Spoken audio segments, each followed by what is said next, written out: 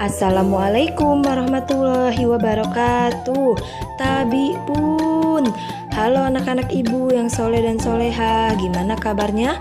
Semoga kalian selalu dalam keadaan sehat dan selalu dalam lindungan Allah Subhanahu wa Ta'ala ya, amin.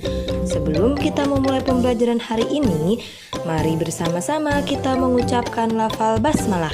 Bismillahirrohmanirrohim. Mengenal pahlawan Raden Intan, bagian kedua. Menurut ahli sejarah, pahlawan nasional Raden Intan II adalah putra dari Raden Imba II, gelar Kesumaratu. Raden Imba II, gelar Kesumaratu adalah putra dari Raden Intan I.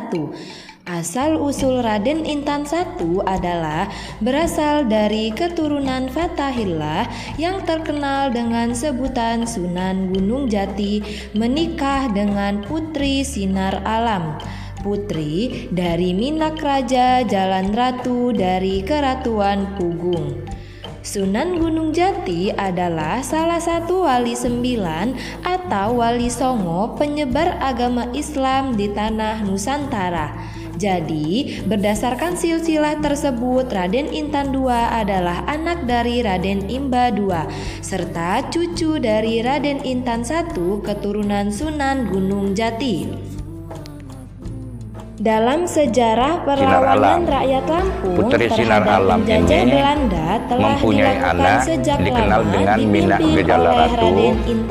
Kemudian Nama aslinya adalah Muhammad Haji Saka. Mengatakan bahwa anaknya pernah datang. Mungkin kamu ini bukan anak saya, tapi kalau memang betul-betul anak saya Putih ini mempunyai anak Raden Imba I yang gelarnya Ratu Batin Ratu. Nah, Raden Imba I mempunyai anak Raden Intan I dengan gelar Dalom Kesumaratu. Raden Intan I mempunyai anak Raden Imba II, gelarnya juga Ratu Batin Ratu. Nah, Ratu Batin Ratu ini mempunyai anak Raden Intan II. Itu urutannya kelima dari Ratu Darah Putih. Oleh ibunya dan konteks kelahiran Raden Intan II dilatari oleh berbagai kecemasan jiwa dan masa-masa kepemimpinan sulit. dan kepahlawanan Ibunya, dari ayahnya, istri dari yaitu Raden Imba II dan mengandung sang kakeknya bayi Raden tatkala Intan suaminya I. diasingkan Belanda ke Pulau Timor Pada tahun pada 1850, Raden Intan II Waktu masa disumpah kanak-kanak oleh Raden Haji Intan ini Wahda sering menjadi oleh ratu. ibunya Beliau yang sebagai bahasa kepala Lampungnya, pemerintahan Raden merangkap Intan sebagai bertanya panglima perang. kepada Sebagai ibunya, kepala "Mak," pemerintahan, katanya, beliau dibantu "apa?" oleh Punggawa. Kalau bahasa Lampungnya Sebagai api. panglima perang, Api ubat beliau malu. dibantu Apa ubat Haji malu? Wahya, Maka ibunya Wakmas, hanya bilang, dan Singa "Mati." Branta.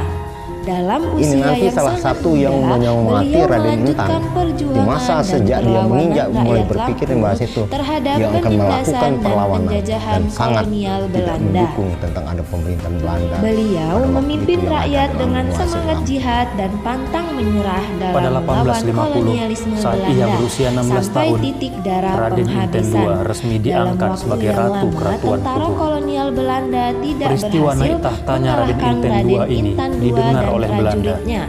dan mereka Bahkan di beberapa memperhitungkan akan ada pertempuran, perlawanan Raden baru Intan dapat sepeninggal Raden mengalahkan Imba II. tentara kolonial Belanda.